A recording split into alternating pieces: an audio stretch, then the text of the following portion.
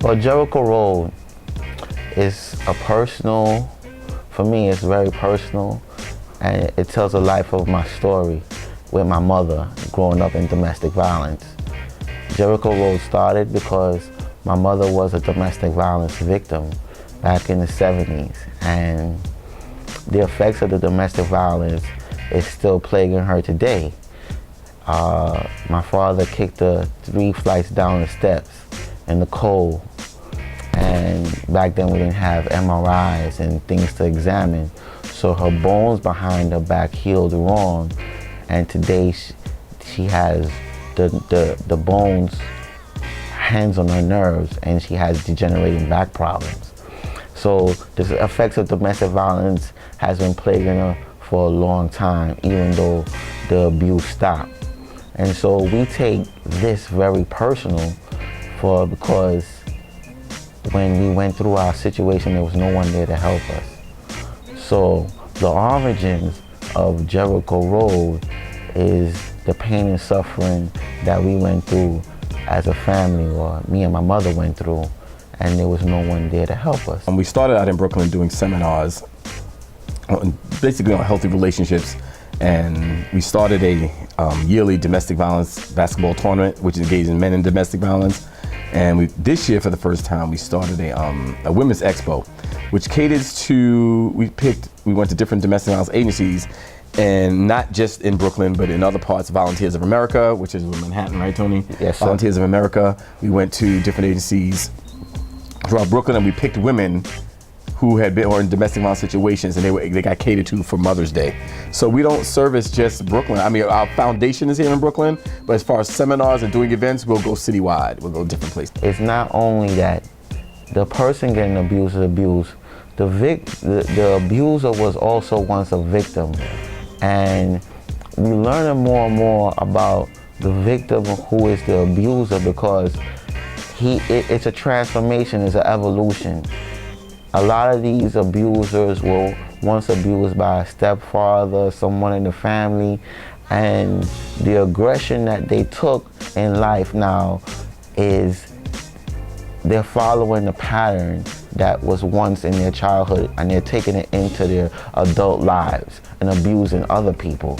So if we can help them to resolve their issues, we can stop a lot of the abuse that's going on, plus save a lot of the people that is getting abused.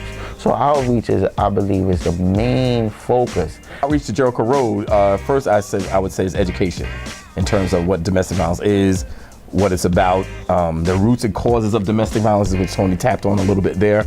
I tend to think, and Tony could probably back me up on this, in our experiences in dealing with issues or outreach to domestic violence, there's been a lot of backlash, and particularly when it comes to men standing for domestic violence or looking out for the batterer. In terms of that, you see this anti-man movement happening because of not really wanting to kind of place the batterer to the side.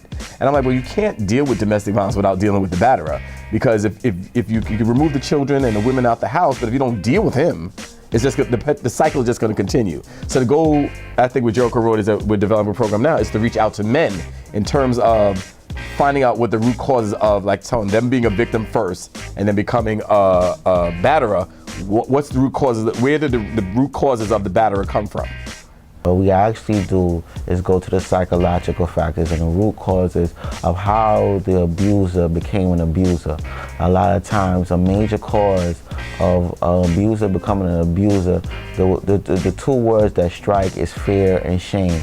How do we say fear? Because the abuser, 9 times out of 10, had an abuser in the home who used to either beat his mom. You see his mom getting beaten, and what happens is he hates the father for abusing the mother, but he also is angry at the mother for staying with the abuser. Remember, children think concrete as opposed to adults who think abstract. So a lot of the things they take personal and they don't know how to deal with.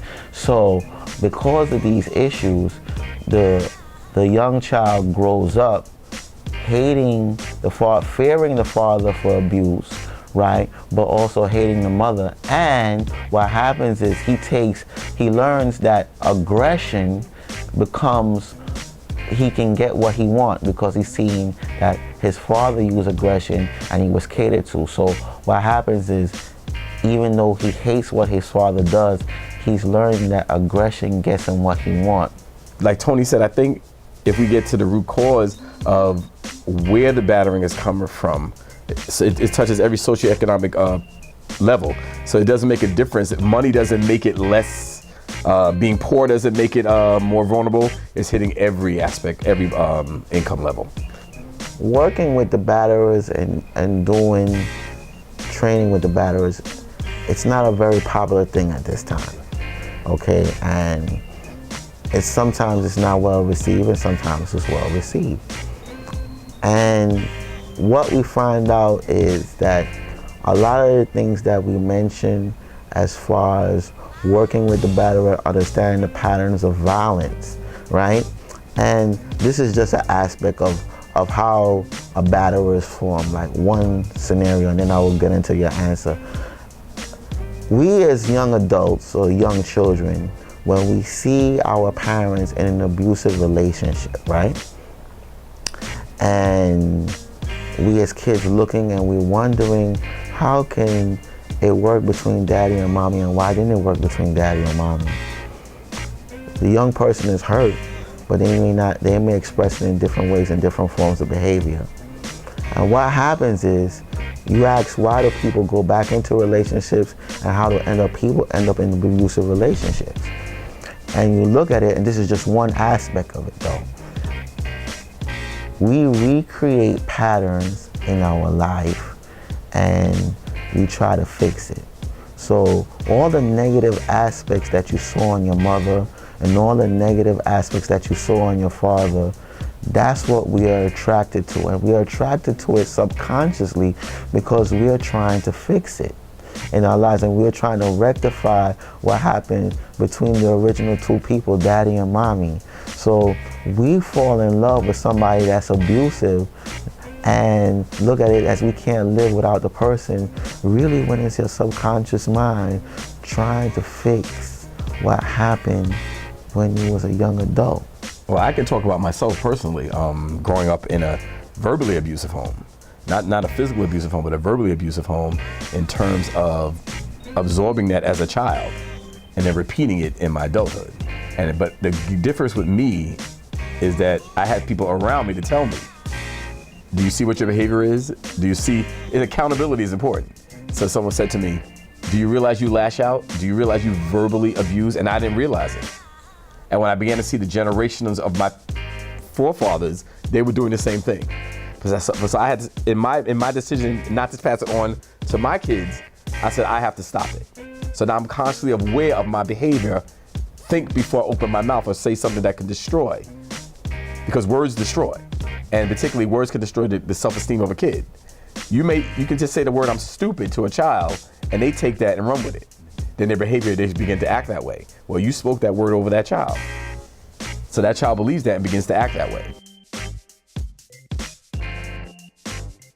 We want to get it to the point where we can get all the domestic violence organizations together, because domestic violence really is not just a here problem, it's a worldwide problem. When you look at the things of human trafficking, when you look at the dowry murders in India, when you look at the FGM in Africa, domestic violence and violence against women in the world is a worldwide problem, and it's increasing today, right?